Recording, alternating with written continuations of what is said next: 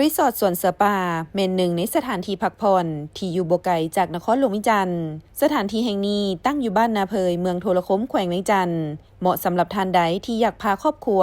ลูกหลานพี่น้องหมู่เพื่อนมาสัมผัสกับอากาศอันบริสุทธิ์สดชื่นเย็นสบายบวกกับอาหารแซ่บๆไว้คอยบริการ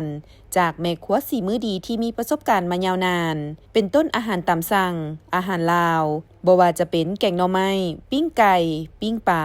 ก้อยป่าน้ำเงิมและอื่นๆอีกหลายรายการอาหารให้เลือกกินนอกจากอาหารแล้วก็ยังมีหลายกิจกรรมที่น่าสนใจโดยเฉพาะแมนการตึกป่าลอยน้ำขี่รถถีบและอื่นๆอีกอย่างหลวงหลายไว้ท้าทานมาสัมผัสด้วยตัวเองท่านบุญลภไสยลาซาสมบัติเจ้าของสวนเสือป่ารีสอร์ทสวนอาหารแหล่งท่องเที่ยวได้ให้สัมภาษณ์ต่อนักข่าวสำนักข่าวสารประเทศลาววังบดลมณีว่าจุดเริ่มต้นที่ได้มาเฮ็ดสวนเสือป่านี้ตนเองได้ซื้อดินจากพี่น้องแต่บ่ได้เฮ็ดหยังนอกจากเฮ็ดสวนเพื่อเป็นบ่อนพักผ่อนเนื่องจากว่าอยู่ในเมืองแออัดก็อยากเฮ็ดเป็นสวนไว้เพื่อเวลาว่างจากเวียกก็พาครอบครัวหมู่เพื่อนออกมาลิ้นมาสัมผัสกับอากาศอันบริสุทธิ์สดชื่น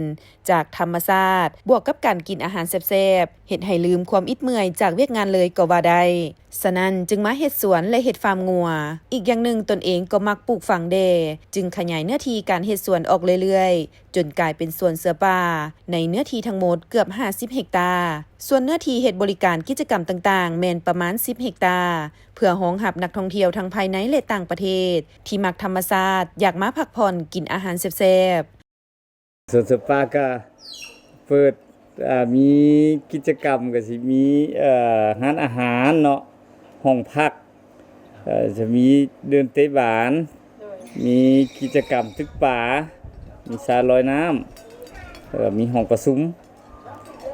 อีกอันนึงก็เป็นอยู่ในเครือเดียวกันก็เป็นเสือป่าริเวอร์ไซด์มันออกจากนี้ไปประมาณ3กิโลแล้วมันมีบริการล่องเรือมีเรือเป็ดเรือทีบแล้วก็บริการพานักท่องเที่ยวไปนอนดอนภูเวียงหรือว่าดอนหาดทรายขาว